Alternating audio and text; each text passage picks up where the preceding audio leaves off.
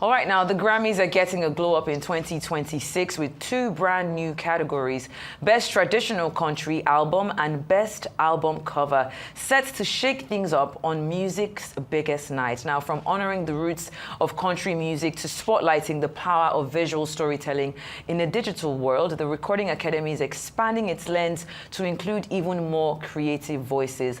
Joining us to unpack what this means for artists and the culture at large is someone who lives and breathes music media. I'm talking about former MTV-based VJ and the host of the Dada Boy Show, Ehiz. What's up, baby? We have to put that throwback to remind people that no be today. Oh my God! I was like, who's that young boy there?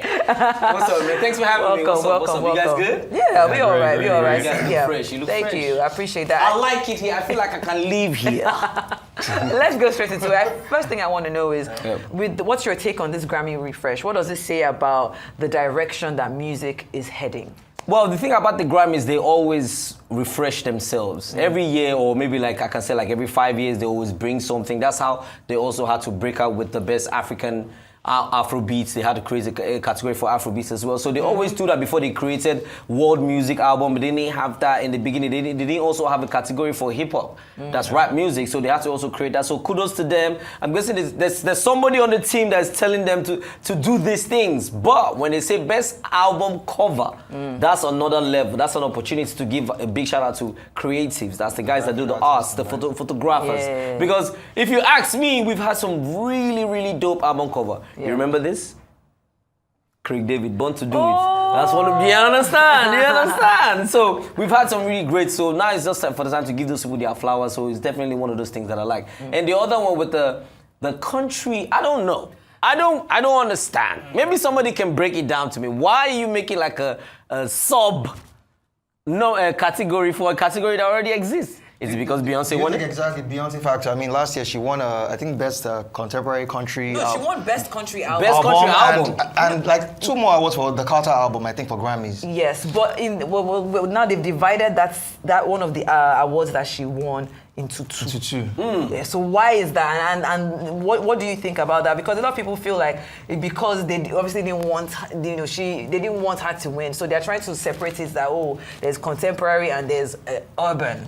Urban. Yes. Urban is a nice way to say black. Yeah! Urban is a nice way to say black. So if that's what they want to do, they also do have a history of creating categories like that. But what's the reason for them doing it? Are they trying to say that country music is not black? Because we all know, there's a fact, you can Google it. The first set of country artists out there were black people. Black artists, yeah. So what are they trying to say? And I mean, the Carter album itself already faced a lot of backlash for its being black. Yeah, exactly. A lot of backlash.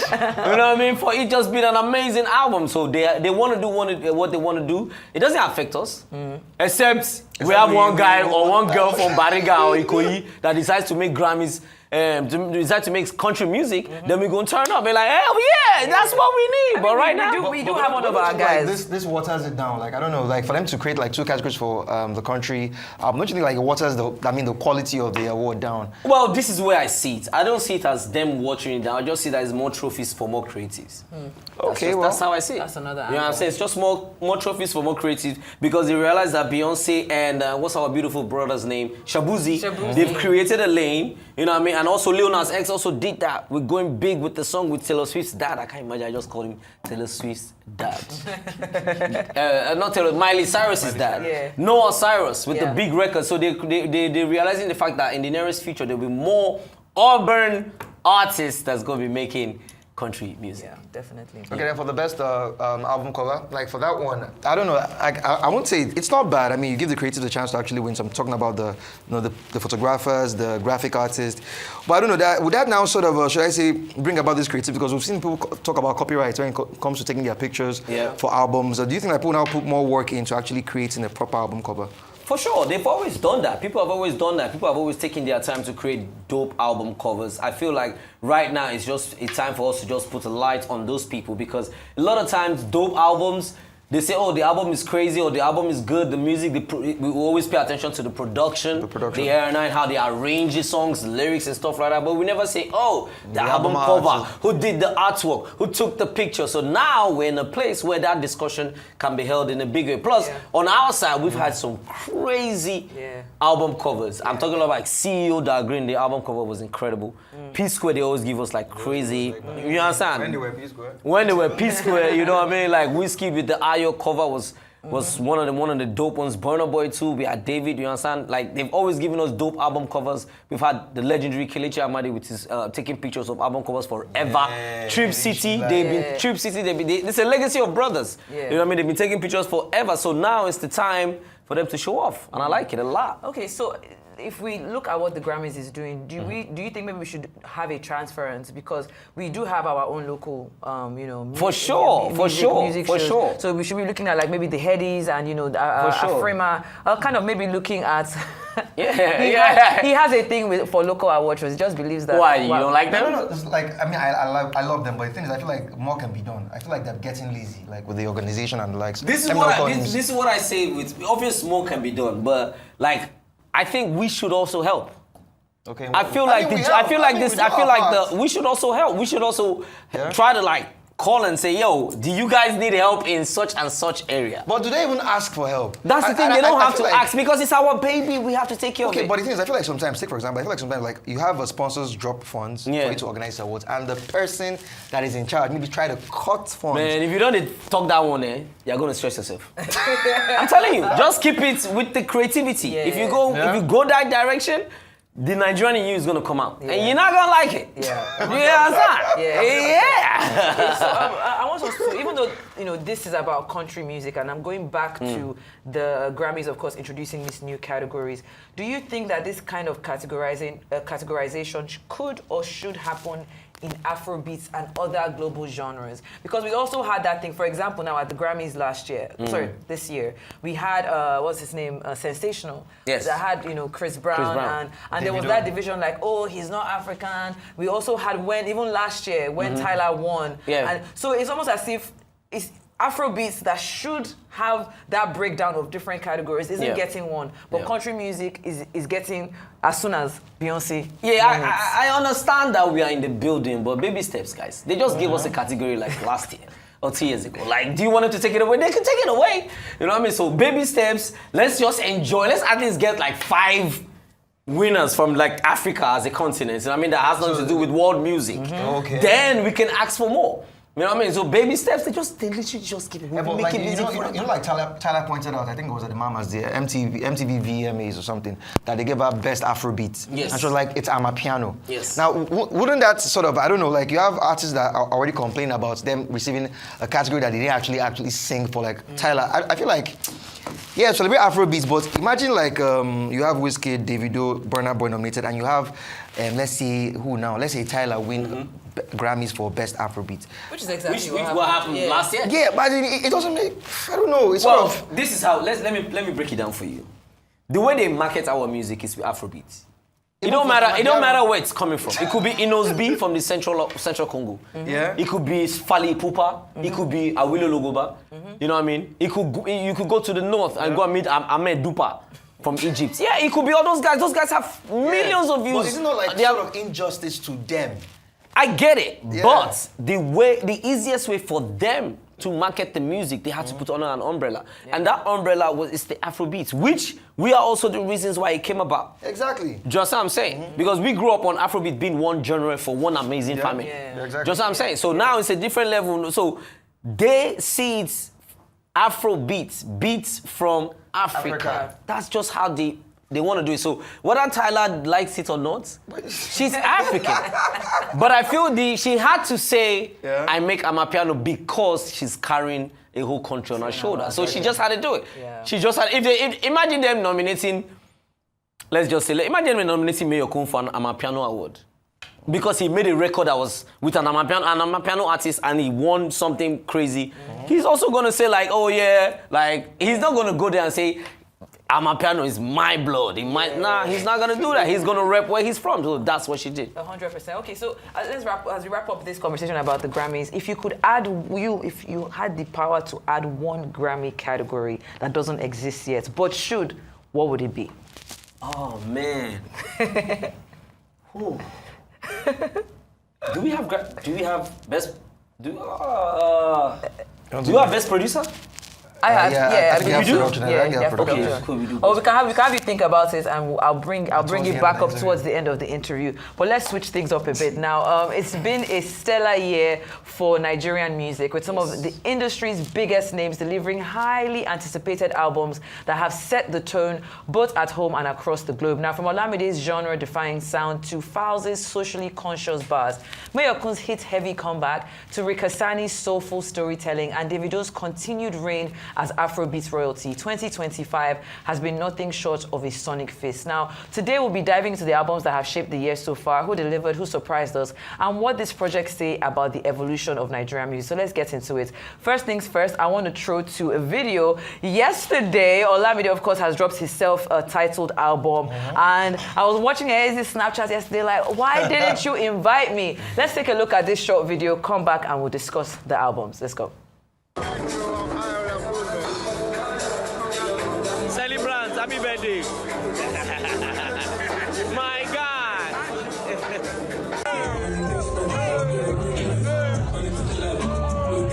What do you like? It's 99, baby, out here. Yeah, pick up.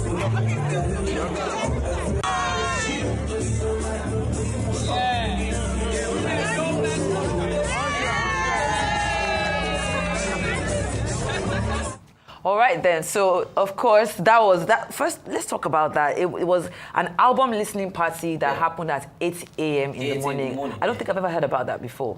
See, that makes us too. I was wondering, like, hey, what's going on? When I saw the IV, I was like, wait, is this a mistake? I had to call, like, is this true? They were like, yeah, it's 8 a.m. And the craziest thing is that it rained. Yeah, it rained actually. But people came out. It's what Bado can do, you know? Right. He's been that guy for a very long time. So, yeah. And the album, Olamide, what else can I say? I feel like he just looks, okay, Olamide has named his album so many things that we don't even know how to pronounce them. So today, people are still pronouncing Uyikuti. Remember the album? That was actually confusing. There you go. So you I feel like he just forgot, saying, for your sake, I'm going to name this one me, Olamide. And Olamide has been on AI since. Remember when he did the album and he says, Olamide Bado. You understand? He's ahead of time. So shout out to the man. Everybody came out. The album, please go listen to it. And like I always say, the more you stream, the more we drip. Yeah, but okay, now let's compare this particular album with his previous works. I mean, Olamide has done everything. Like, he doesn't need to prove a point. Yes. Olamide has. I mean, when you talk about the people that actually, should I say, the greats, Olamide is one of them. But if you compare this particular album to his other works, how would you rate it? And do you feel like maybe he needs to sort of maybe focus on label business? I don't know. Okay, so the album just came out. Yeah? Literally came out like, what, a few days ago? Yesterday, I think. And he's in a very comfortable place. Yeah, very comfortable. Do you understand? We can't take the fact that he's also a great rapper. He's one of the best to ever do it. His pen game is amazing. The album itself is going to be crazy. I listened to it once, but I got to do, like, myself, I take time when I'm listening to music. But it would be unfair to compare some of his previous work to this one. You know what I mean? Like, and like you said, like, he also, people, like you say, him focusing on label work. There's a lot of things that he's doing for the label. He's still got to make music. Olamide, in deep down in his heart, he's still an artist. He's still going to make music. 100%. He's still going to take care of his family, and he's still going to run business. Like the way they do business at YBNL is family first. Family first. Yeah. And even when you're out of contract with YBNL, nobody really knows except you announce it. True. Yes, and they keep it in. So yeah. They keep it in. Well, we had the album art. We can just pull it up because I was thinking, since we're talking album art, we might as well touch on these. So I mean, self-titled. I'm biased. You know, yeah, biased. What do you think about because this? he said Dada Boy on the screen. I'm biased. Now look at him. My guy looking like Mufasa. I like it a lot. Yeah, we definitely like this one. What do you think again now?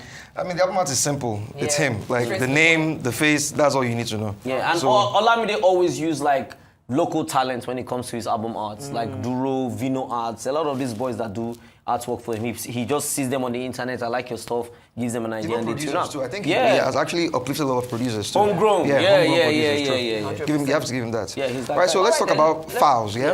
Yes. The Falz, the Feast. The Feast. What do you think about the album, like compared to, I mean, the Falz, the activism? I think the album, he toned it down. He gave us like a cocktail of, different songs, different messages.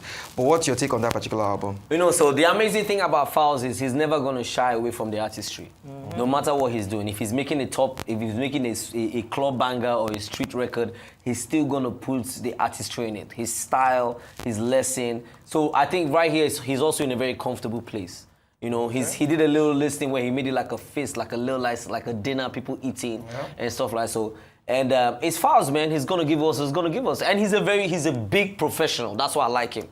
Falz is the guy that dots his I's and crosses his T's. So when you have your time, please go listen to the album, The Feast. Oh my guy, Falz the bad guy. All right, then let's see. The album art was just there. I mean, it's quite self-explanatory. It's The Feast. You can see Falz at the head of the table. There you go. And yeah. Well, it kind of reminds me of Davido's album cover, the one that had A Better Time? Yes, A Better That had Time. the old pictures? Yeah. I was even about to take it to the Bible, like Jesus and the disciples. Yeah. Well.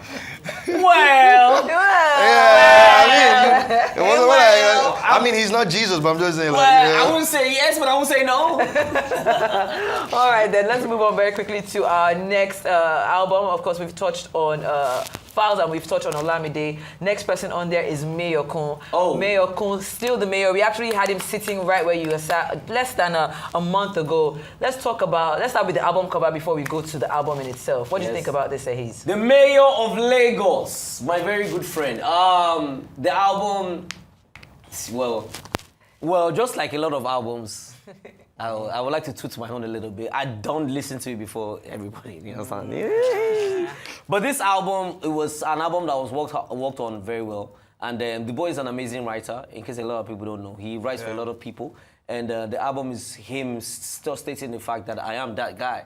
Do not forget, I am that guy. I'm still the mayor. I still have you guys going crazy. And a lot of people know Mayor is one of those people that he makes, I call it, he's perfect at making both Nigerian songs and Pan-African songs. I can give you an example when I say the Nigerian song. One example is Patoranking. Patoranking is one of those guys, he can make a record that the guys, everybody in the north, east, west can relate to it. Mayorkun is one of those people. Yeah. You know what I mean? So still the mayor out now, please go listen to it. The more you stream, the more we drip. Show some guys, show these guys some love, all right? Okay, on this particular album, I mean, I know it's out. The buzz compared to what he would have been before when he was under Davido. Do you think that was a factor? People not really raving about it the way it should have been? I think because he has his fan base. Yeah. Okay. He has his fan base. David is David. David's gonna do what David is gonna do. They have a song together on the album. Yeah. He has 2 records with Fireboy, which is incredible. They have 2 songs, and both of them are like R&B songs. And King Promises on it. The boss is Mayor is gonna do what Mayor is gonna do. Yeah. That's it. Like, I need to creep on you like you've never seen, and that's what he does. Mayor of Lagos, you know what I mean? So big shout out to them. And there's something he said that he's listening. He said free at last because the album took a while before it came out. They kept on bouncing on dates. Yeah, they actually was bouncing off dates. So we're glad that the album is out. And of course, the album art is also amazing. Yeah. Still the mayor. Him standing in the middle with his security. Everybody looking dapper and nice. Yeah. Of course. And he's the only one just like looking up like, yeah, I'm the man. Yeah, so shout out to my guy, Ilasa Maja Warrior. That's where he grew up. So. All right, then let's talk about another person who has released his own album this year. Talking about Ric Hassani, Lagos Lover Boy. There's a particular song on there with Portable that has been making the rounds and it's just going crazy. Let's start with the album cover. Lagos Lover Boy. What do you think about this, Ehiz? It's Ric Hassani. He's looking for love in Lagos. Quite hard. I don't know. From Port Harcourt. From Port Harcourt. But I love him. He's a perfect gentleman. He makes amazing music. It's crazy because he came on my show many years ago, and see, do I say many years ago like it's 50 years ago? But years ago, and I was like, yo, dude, you know if you make a song with Zlatan, it would be crazy, which he ended up doing. And we've also had a conversation about him making a record with Portugal, and dude, it's on the album. So like, imagine these 2 guys from 2 different worlds, you know what I mean, doing their own thing. Portugal is here, Ric Hassani is here, and they're coming together to make magic. So shout out to the guy. Lagos Lover Boy, another great album. Yeah. Like, I'm so happy where the music is at right now. we're making dope music, we're tuning out great content, and our artists are not sleeping. And look at the album art. Yeah, Looking for love in difference. Lagos. Yeah. The chaos. The I chaos. swear. All right, so let's go to Davido real quick. I mean, Davido. 5. I think right now Davido is the hottest, person. Like, should I say on the airwaves talking about his album? Like, what do you think about 5? And which one is your favorite track in 5? Like, you know. First and foremost, 5 had, if not one of the best album rollouts that we've seen. Insane. Like, they came ready. Like, yo, I'm like, damn, that you guys, the Esa's wedding was a follow for the rollout. The rollout was that good. Like, Esa's wedding was a follow for the rollout. So, if you ask me, my favorite record would definitely be Over You. Or how do you spell it again? Offer You with Victoria Monet. Victoria Monet. Yeah. Because David always gives us records like that. Remember he had one record on the EP, Son of Mercy EP with Tinashe. Yeah. They had the video wasn't like on the beach, it was a vibe like that. So that's my record. Obviously one of the biggest records on it is like one of the biggest songs of the summer is With You with Olamide. So shout out to David for always tuning out great record. His work ethic, you can't teach. Insane. You can't teach that. It's insane. And the music understand? video just came out this week. The visuals are crazy. Like, everybody is in it. Deso Black is in there. Bright Chimeze is in there. Dami Twitch. Just, it's insane. It's just even, like you said, you follow the rollouts. Yeah, you follow the rollouts. Rollouts, Everything, go. like I'm telling you, it's like they put energy into putting everything out. Like, so every little things that you see, like it's just working like that. Boom, and he did his thing. The album is actually a dope album. So shout out to And David the and the album art, Entertainment. let's quickly touch on that very quickly. What do you think about it? It's him, I think, in a white suit, Yes. surrounded by, well, masquerades. Egungun. Your thoughts on that?